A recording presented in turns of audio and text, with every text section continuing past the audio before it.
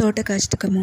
ఆదిశంకరాచార్యుల వారి శిష్యుడైన తోటకాచార్యుడు తన గురువును స్తుతిస్తూ రచించిన స్తుతి.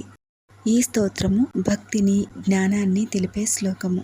శంకరాచార్యులు వేదాంత శాస్త్రాలను మధించి జ్ఞానాన్ని ప్రసాదించే అమృత సముద్రము వంటి వారని తోటకాచార్యుల వారు తన గురువును వర్ణించారు.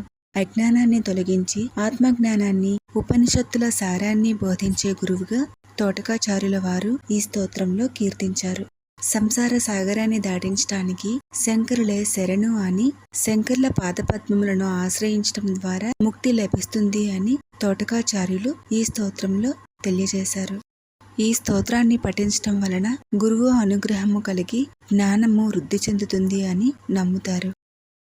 విదితాఖిల శేస్త్ర సుధా జలధే మహితోపనిషత్ కథితార్థనిధే హృదయే కలయే విమలం చరణం భవశంకర దేశిక మే శరణం కరుణావరుణాలయ పాలయ మాం భవసాగర దుఃఖ విదూన హృదం రచయాఖిల దర్శన తత్వవిదం భవశంకర దేశిక మే శరణం భవతా జనతా సుహితా భవితా నిజబోధ విచారణ చారుమతే కలయేశ్వర జీవ వివేక విదం భవశంకర దేశిక మే శరణం భవయేవ భవానితి మే నితరాం సమజాయత చేతసి కౌతుకితా మమ వారయ మోహ మహాజలధిం భవశంకర దేశిక మే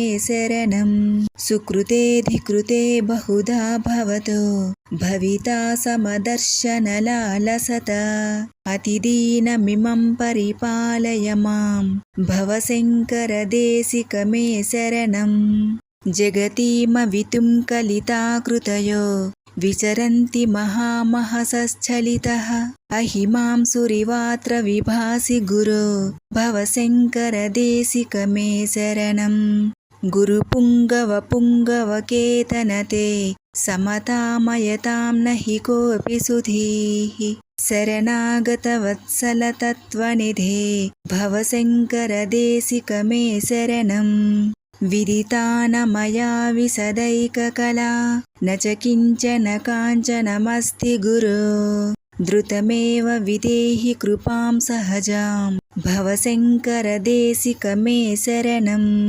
భవశంకర దేశిక మే శరణం భవశంకర దేశిక మే శరణం.